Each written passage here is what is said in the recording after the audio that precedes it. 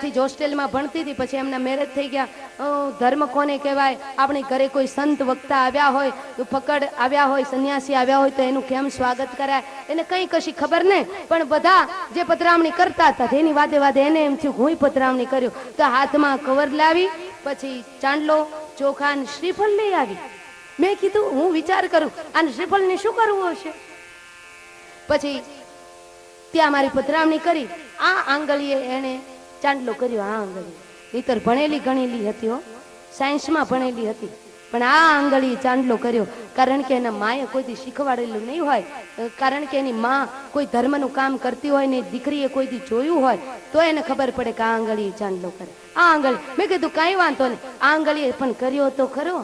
ચોખા ચોડ્યા, ફોહરવા નીકળી ગયા। પછી એને ખબર ન પડી કે આપણે દક્ષિણા ત્યાં દઈએ। એ મારી સામું જોયા કરે, હું એની સામું જોયા કરું। મને એમ થાય કે હવે આ દક્ષિણા દે, તું છૂટી ને ઈ છૂટી। પછી ધીમે કરીને પૂછ્યું કે હવે શું કરવાનું? એટલે મેં થોડું વિનોદમાં કહ્યું કે હવે શ્રીફળ ફોડી નાખ મારા માથામાં। એ તો હાથમાં લીધું એને શ્રીફળ, એને એમ કે ફોડવાનું હશે।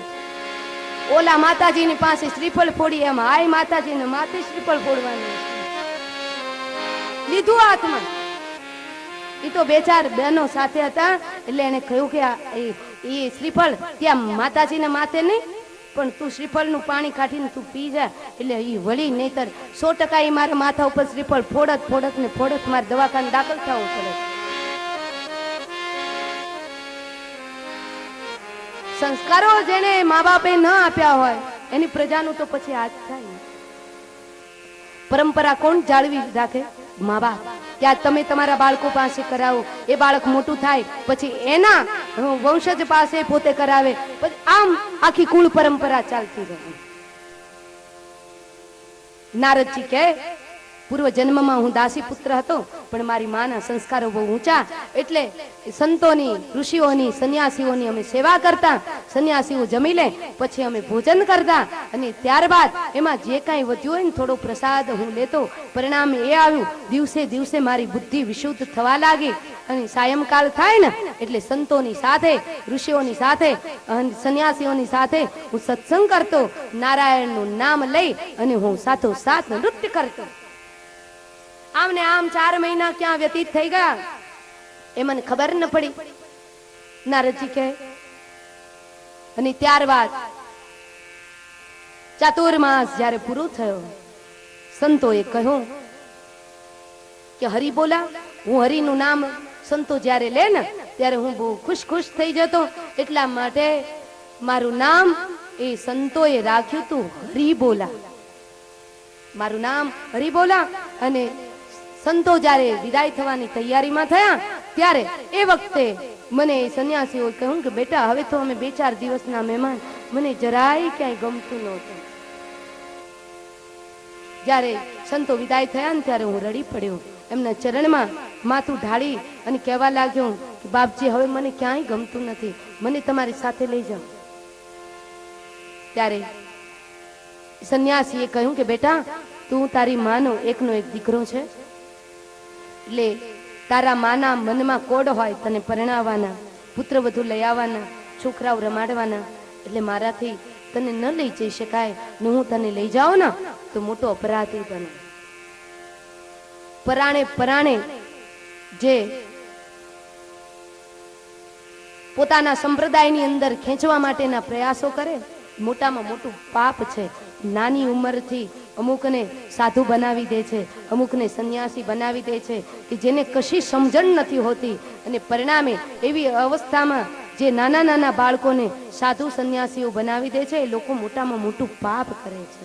ભાગવતજીની અંદર બતાવવામાં આવ્યું છે, પૂરી સમજણ આવ્યા પછી, પાક્કો ઘડો થયા પછી જે વિવેકની સાથે સંન્યાસ ધારણ કરે ને એ સંન્યાસ ધર્મને નિભાવી શકે, નહીતર તો પછી બેય બગડે। ના પાડી છે ભાગવત ધર્મ। પણ બેટા અમે ભલે જઈએ, હું તને એક મહામંત્ર આપું, એ મહામંત્રનો તું આધાર રાખજે, હાલતા ચાલતા બેસતા ઉઠતા મહામંત્રનો જાપ કરજે। કયો મહામંત્ર? હું તમને અહીંથી બોલાવું છું, તમે બોલજો। આટલા બધાના મોઢે આ મહામંત્ર બોલાય તો મેરે ભાઈ બહેન કણજારિયા પરિવારના જે પિતૃઓ છે એનો પણ ઉદ્ધાર થાય. આ મહામંત્રના પ્રતાપથી નારદજી દાસી પુત્ર હતા અને દેવર્ષિ નારદ થયા. કયો મહામંત્ર હું તમને જે બોલાવું છું એ ઓમ નમો ભગવતે તુભ્યમ. તમને કહું છું બોલવાનું, બોલો, અવાજ તો કાઢો. બરાબર દૂધ નથી પીતા, ચાય જ પીવો છો? ચાય પીતા હશે તો બરાબર અવાજ નહીં નીકળે. ઓમ નમો ભગવતે તુભ્યમ. ઓમ નમો ભગવતે તુભ્યમ. વાસુદેવાય ધીમહિ. વાસુદેવાય ધીમહિ. વાસુદેવાય ધીમહિ. વાસુદેવાય ધીમહિ. વાસુદેવાય ધીમહિ. વાસુદેવાય ધીમહિ. અમારે માતાઓનો અવાજ નથી આવતો. પ્રદ્યુમ્નાય. એક એક જ અક્ષર બોલાવું છું, શું કામ તમને અઘરું ન પડે. પ્રદ્યુમ્નાય. પ્રદ્યુમ્નાય. અનિરુદ્ધાય. અનિરુદ્ધાય. અનિરુદ્ધાય નમઃ. નમઃ. નમઃ. સંકર્ષણાય ચ. સંકર્ષણાય ચ. સંકર્ષણાય ચ. ઓમ નમો ભગવતે તુભ્યમ. વાસુદેવાય ધીમહિ. પ્રદ્યુમ્નાય અનિરુદ્ધાય નમઃ સંકર્ષણાય ચ. આ મહામંત્રનો જાપ જ્યારે આખી પૃથ્વી જળની અંદર ડૂબી જશે, એ કારણો થઈ જશે. આજે જે જળ પૃથ્વી ઉપર ફરી વળે એને સુનામી કહેવાય. પૌરાણિક પરિભાષામાં એને એ કારણો કહેવાય. એ કારણો જ્યારે થઈ જશે ત્યારે નવી સૃષ્ટિનું સર્જન થશે. ત્યારે બ્રહ્માજીના માનસ દીકરા તરીકે તમારી વરણી થશે નારદજી, અને તમે બધા દેવોને, બધા દેવીઓને વિષ્ણુની પાસે જવું હોય તો એના માટે થઈ એપોઇન્ટમેન્ટ માંગવી પડે. પણ તમે તો નારાયણ નારાયણ બોલી કડતાલ ખખડાવીને સીધા વૈકુંઠ લોકની અંદર પહોંચી જશો. તમારે કોઈ એપોઇન્ટમેન્ટની જરૂર નહીં પડે, કારણ કે આ જન્મે તમે ખૂબ મારું સ્મરણ કર્યું છે ને એનું ફળ બીજા જન્મે પાકશે. કરેલું ક્યાંય વ્યર્થ જતું નથી. પણ ઘણાને જલ્દી બહુ છે કે કાંઈ અમે 11 માળા આજે કરી, કાલ કરી, અઠવાડિયું કરી, તરત તમને કંઈક મળી જવું જોઈએ. પણ એમ તરત થોડું મળે. તમારે દહીં ખાવું હોય ને તો રાતના મેળવવું પડે. પણ કલાકે ને કલાકે ઉઠી ઉઠીને ડખોલા જ કરો. જામ્યું કે નહીં, આ દહીં જામ્યું કે નહીં, ડખોલા જ કરે. ઘણી માતાઓ કલાકે ને કલાકે ઉઠીને ડખોલા કરે. દહીં ન થાય, સવારે ફેતેડું થાય. ખાતા જેવું ન થાય, એનો સ્વાદ ન આવે. સાચી વાત ને માતાઓ? જરાય ખોટી વાત કરું છું. એ દહીં ન થાય, ફેતેડું થાય ને. અને આયુર્વેદમાં બતાવ્યું છે ફેતેડું ખવાય નહીં તો ચામડીની વિકૃતિ થાય, ચર્મ રોગ થાય.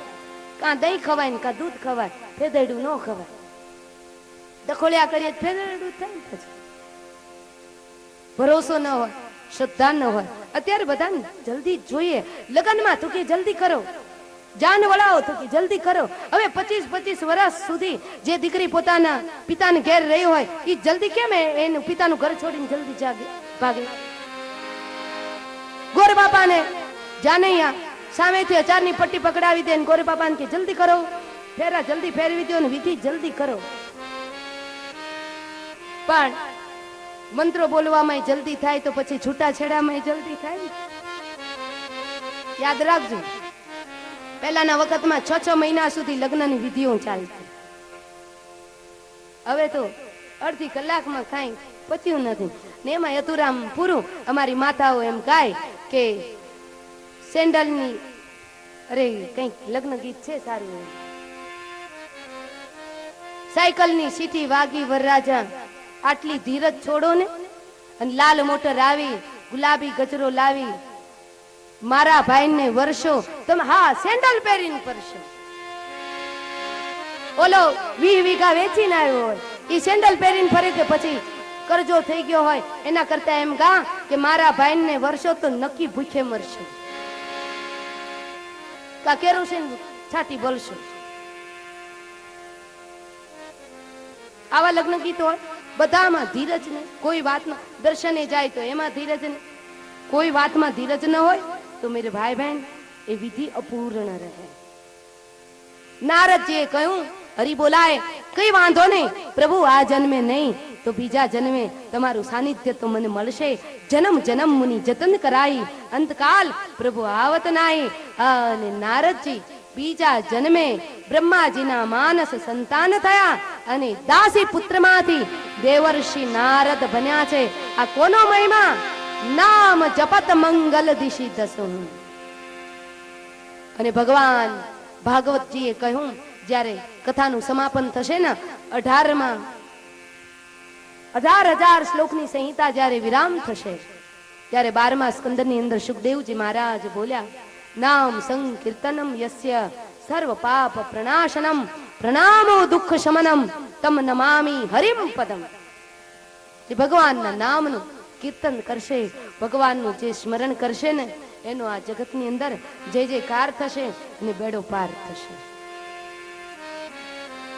કાના કાના અનમોલ બોલો રાધે રાધે, કાના કાના અનમોલ રાધે રાધે, રાધે કાના અનમોલ બોલો રાધે રાધે, રાધા કાના અનમોલ બોલો રાધે રાધે, ગંગા भी बोले राधे, जमुना भी बोले राधे, ગંગા ભી બોલે રાધે, જમના ભી બોલે રાધે, गंगा भी बोले राधे, जमुना भी बोले, ગંગા ભી બોલે રાધે, જમના ભી બોલે રાધે, समंदर की लहरों से आवाज आई राधे राधे, समंदर की लहरों से आवाज आई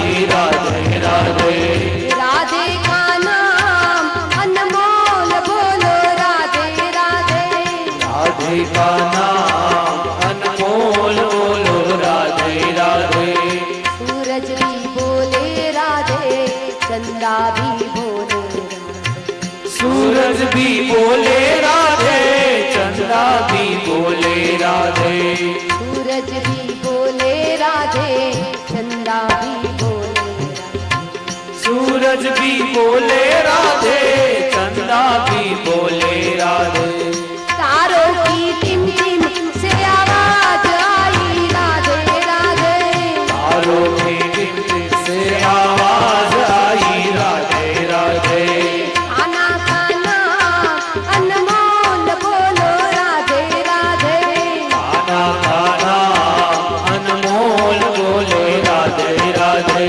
राधे का नाम अनमोल बोलो राधे राधे, राधे का नाम अनमोल बोले राधे राधे,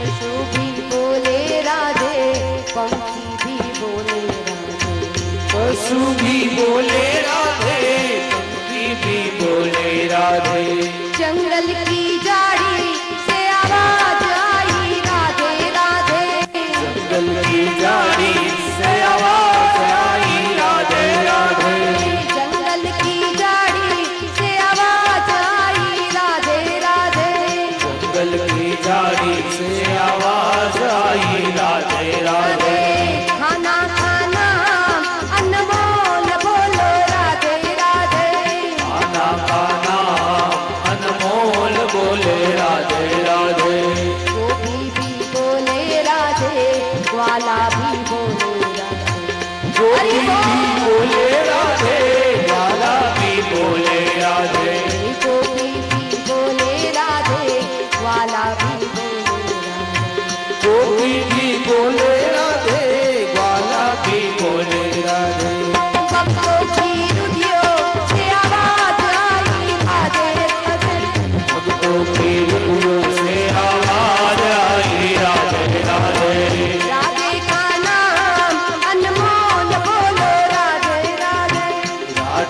કાના અનમોલ બોલે રાધે રાધે રાધે કા નામ અનમોલ બોલો રાધે રાધે રાધે કાના અનમોલ બોલે રાધે રાધે રાધે કાના અનમોલ બોલો રાધે રાધે રાધે કા નામ અનમોલ બોલો રાધે રાધે રાધે કાના અનમોલ બોલો રાધે રાધે રાધે કા નામ અનમોલ બોલો રાધે રાધે રાધે કાના અનમોલ બોલો રાધે રાધે કાના કા નામ અનમોલ બોલો રાધે રાધે કાના કાના અનમોલ બોલો રાધે રાધે કાના કા નામ અનમોલ બોલો રાધે રાધે કાના કાના અનમોલ બોલે રાધે રાધે રાધે રાધે રાધે રાધે શહર મેં રાધે રાધે રાધે રાધે રાધે રાધે बरसाना રાધે રાધે गोवर्धन રાધે રાધે हम भी बोले રાધે રાધે आप भी बोलो રાધે રાધે प्रेम से बोलो રાધે राधे आप भी बोलो राधे राधे प्रेम से बोलो राधे राधे राधे राधे राधे राधे राधे राधे राधे राधे राधे राधे राधे राधे राधे राधे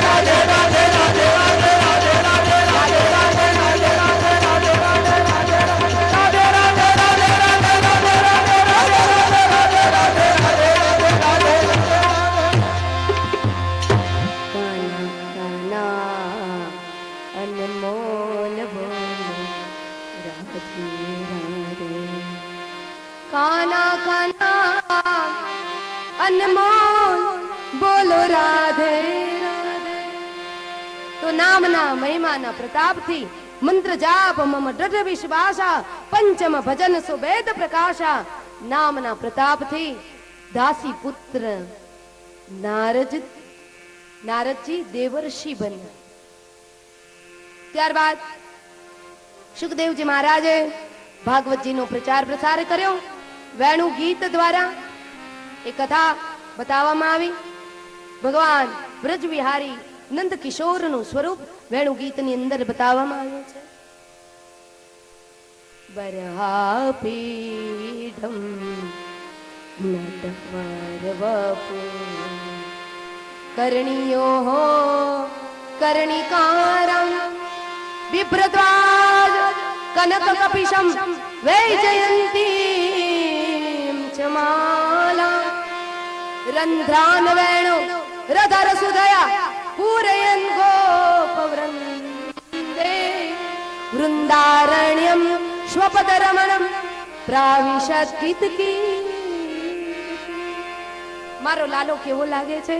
વેણુ ગીતની અંદર સુખદેવજી મહારાજ આ શ્લોક ઉપર મોહિત થયા.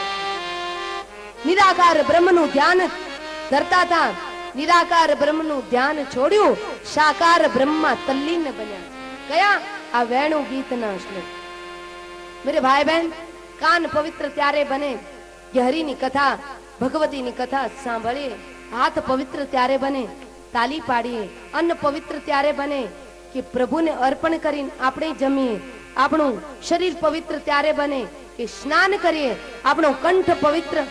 ગળું આ એક જ ગળું છે, પણ આને ગળું કહેવાય, આને ડોકે કહેવાય અને આને કંઠે કહેવાય. છે એક જ, પણ અલગ અલગ કહેવાય. જો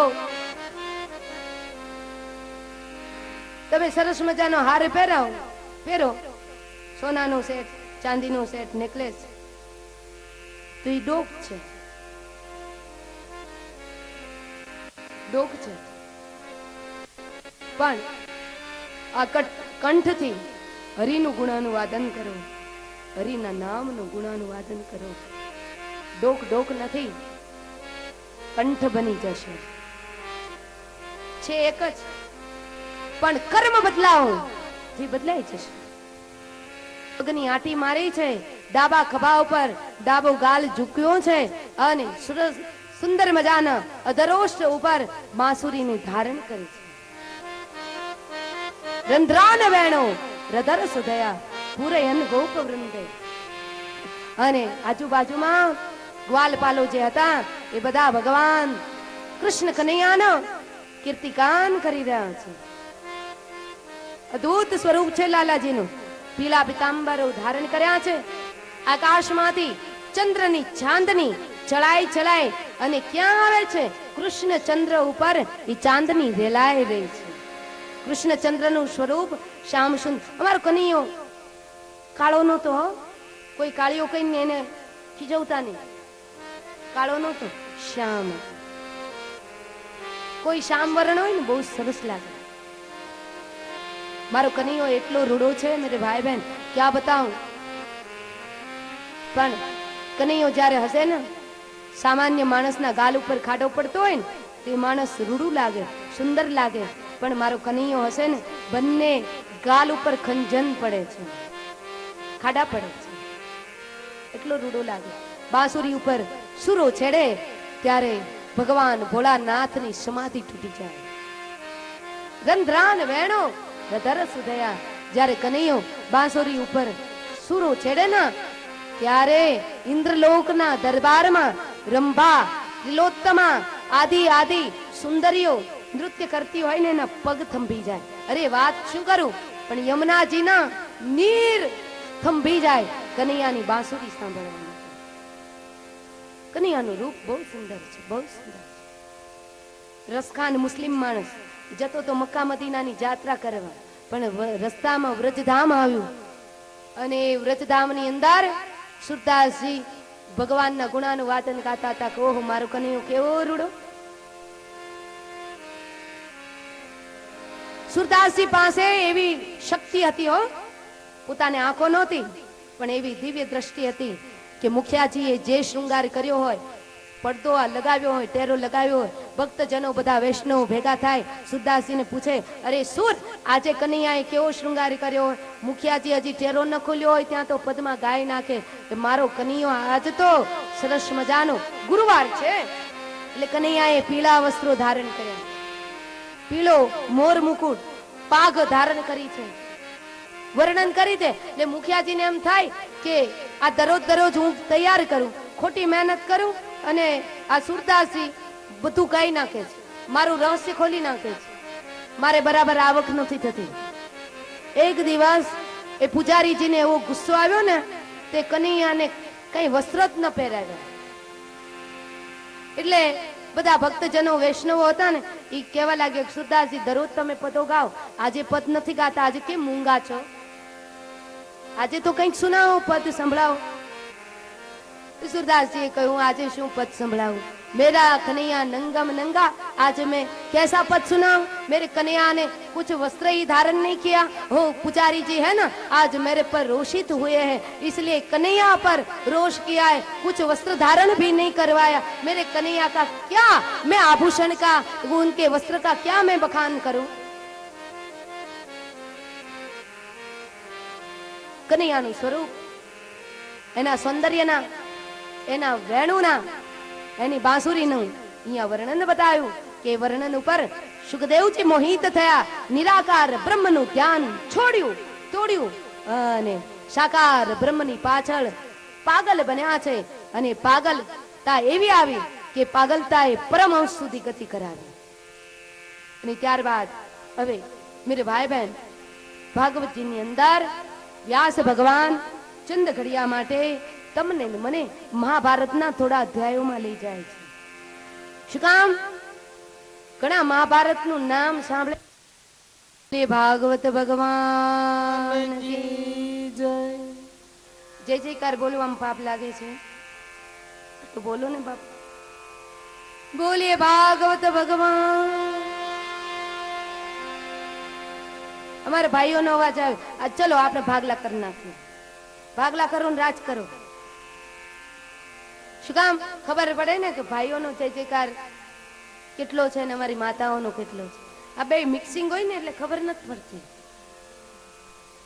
પેલા ભાઈઓ બોલજો, બોલીએ દ્વારિકાધીશ કી, બોલીએ હનુમાનજી મહારાજ કી. તમે પહેલો નંબર. તમારો અવાજ બરાબર આવે. તમને 2 ચાન્સ. Once four. બોલીએ ભાગવત ભગવાન કી. એ તમારે નથી બોલવાનું.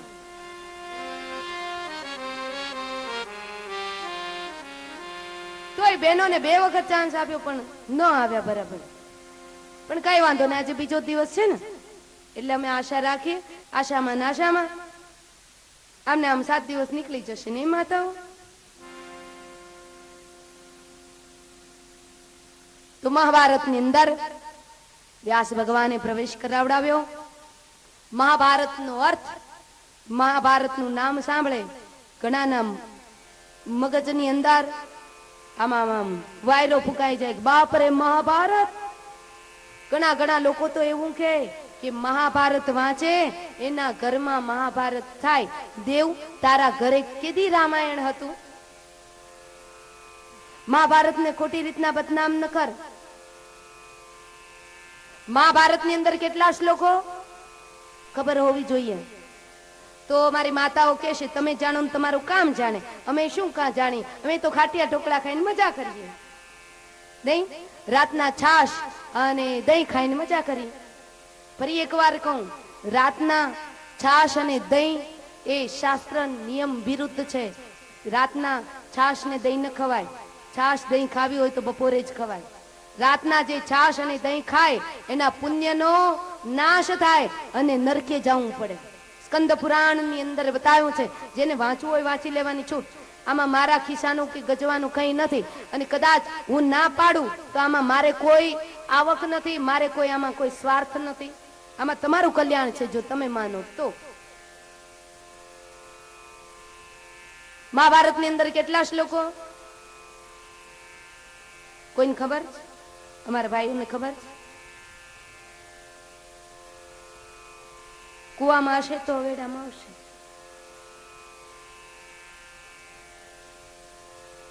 ફરજ વડીલોની બને છે.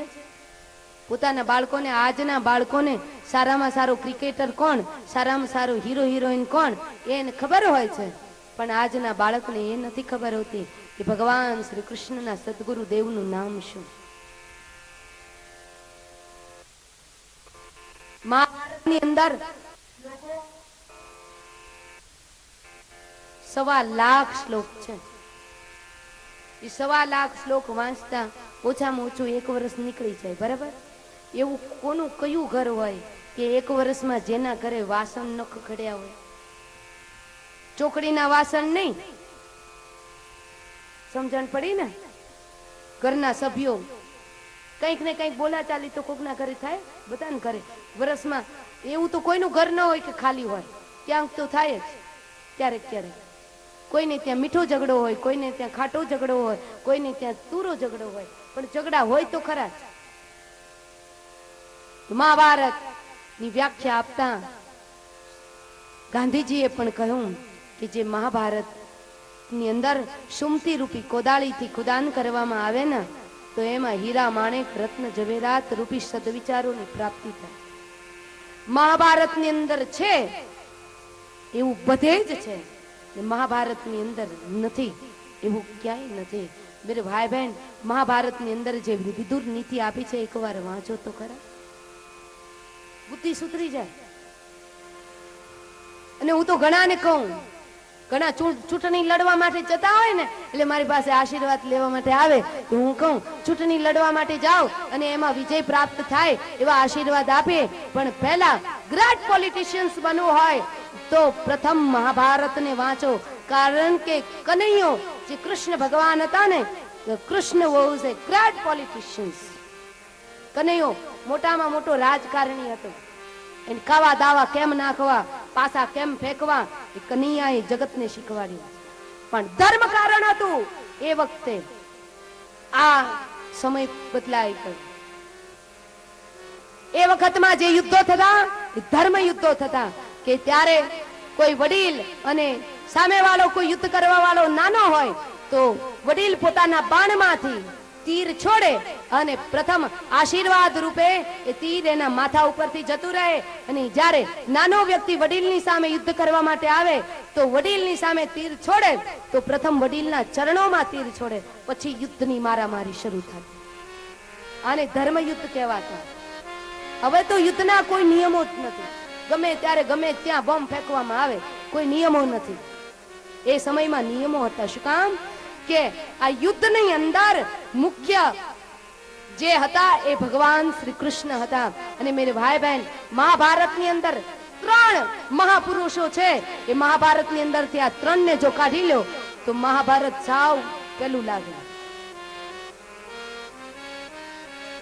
એક ભગવાન કૃષ્ણ, બીજા દાદા ભીષ્મ અને ત્રીજો સૂર્યપુત્ર કર્ણ. સૂર્યપુત્ર કર્ણ કુંતીનો દીકરો હતો.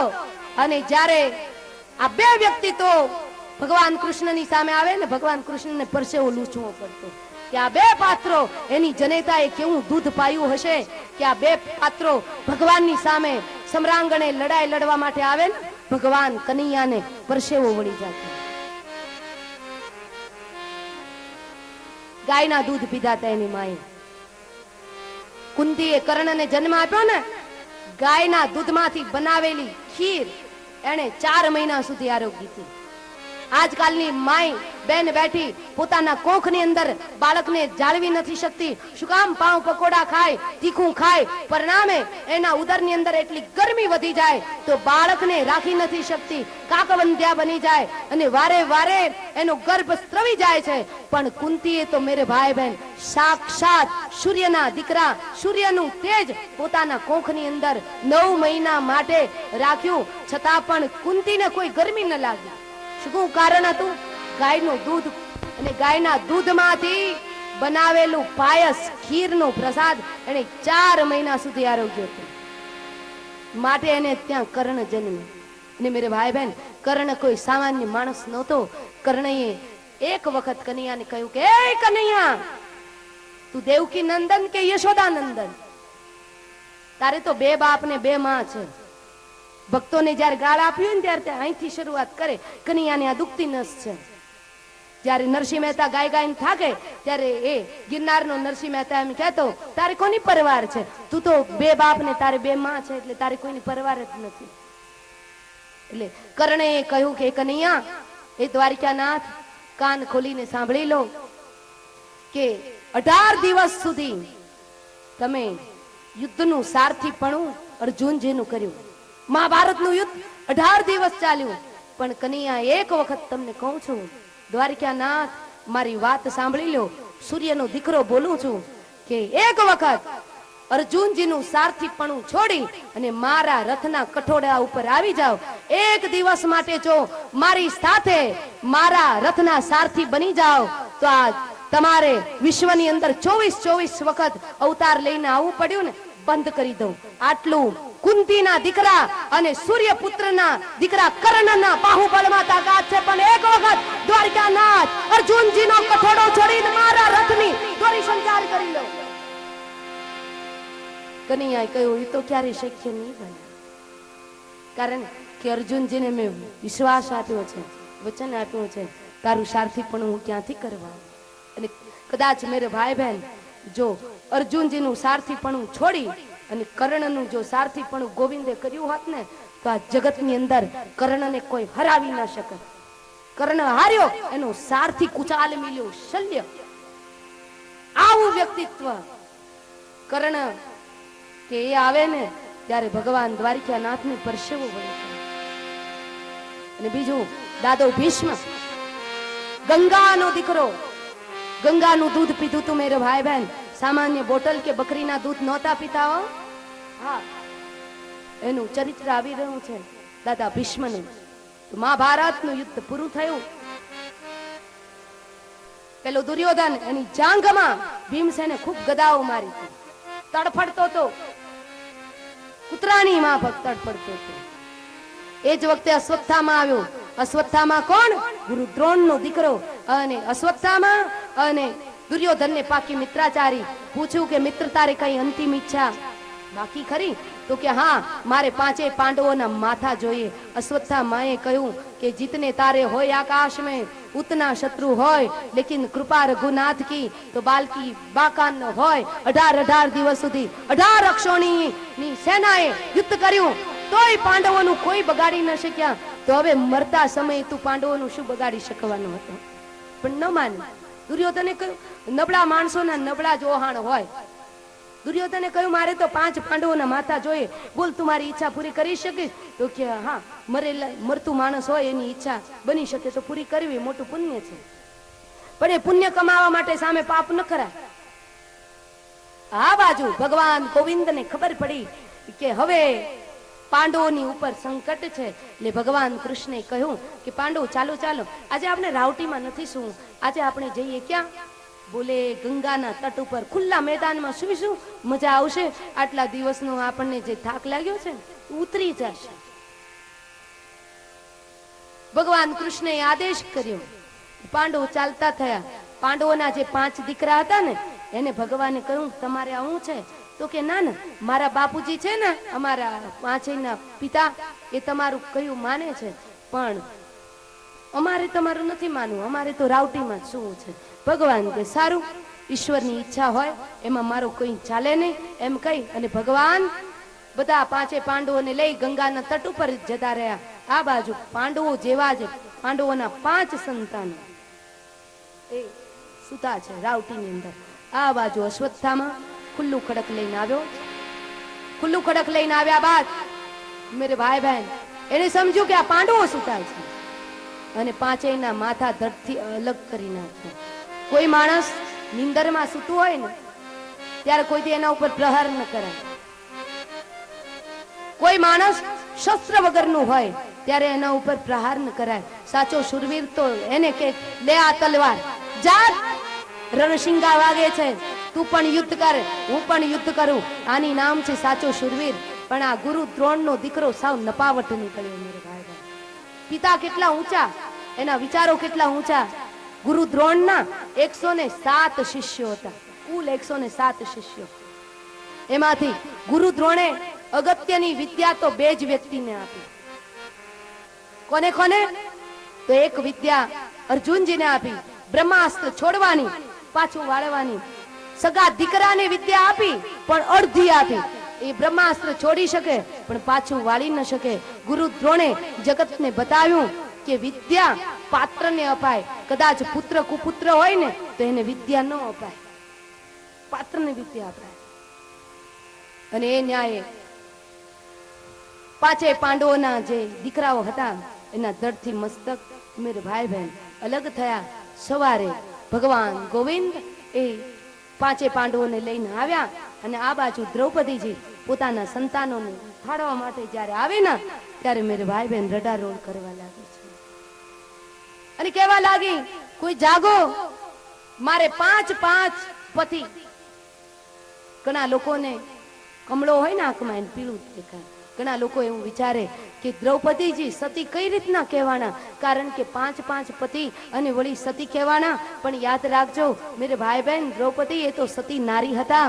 અને મહાભારતની અંદર બતાવ્યું છે કે દ્રૌપદીજી જ્યારે કનૈયાને યાદ કરે, સાંજનો સમય થાય અને જ્યારે દ્રૌપદીજી ગોવિંદને યાદ કરે ત્યારે દ્રૌપદીજીના શરીરમાંથી 5 અપ્સરાઓ પ્રગટ થાય અને 5 પાંડવોના મહેલે અપ્સરાઓ પધારે. દ્રૌપદીજી તો આખી રાત બેઠી બેઠી કનૈયાના નામનો જપ કરતી હોય. મહાભારત તો મહાભારત છે. ને ત્યારબાદ પેલો અશ્વત્થામા રાજી થતો થતો આવ્યો અને કહ્યું દુર્યોધનને, લે દુર્યોધન, આ 5 પાંડવોના માથા લઈને હું આવ્યો છું. દુર્યોધને કહ્યું કે આટલી સહજતામાંથી કોઈ પણ પાંડવોને મારી શકે મને માન્યામાં નથી આવતું, કારણ કે એની રખેવાળી કરનારો ભગવાન ગોવિંદ છે. મેરે ભાઈ બહેન, જેનો રખેવાળ ભગવાન હશે ને એનું કોઈ કઈ બગાડી નહીં શકે. હા, બાકી તો આ બાજુ ઘણા સેવકો રાખ્યા હશે પણ માણસ રખેવાળી કરનારું હશે તો એનું કોઈક બગાડી શકશે, પણ જેની રખેવાળી કરનારો ગોવિંદ હશે એનું કોઈ નહીં બગાડી શકે. તો ચૂર ચૂર કટકા થઈ ગયા ત્યારે દુર્યોધન મરતી વખતે રડ્યો છે કે અશ્વત્થામા બાપ તે આ શું કર્યું?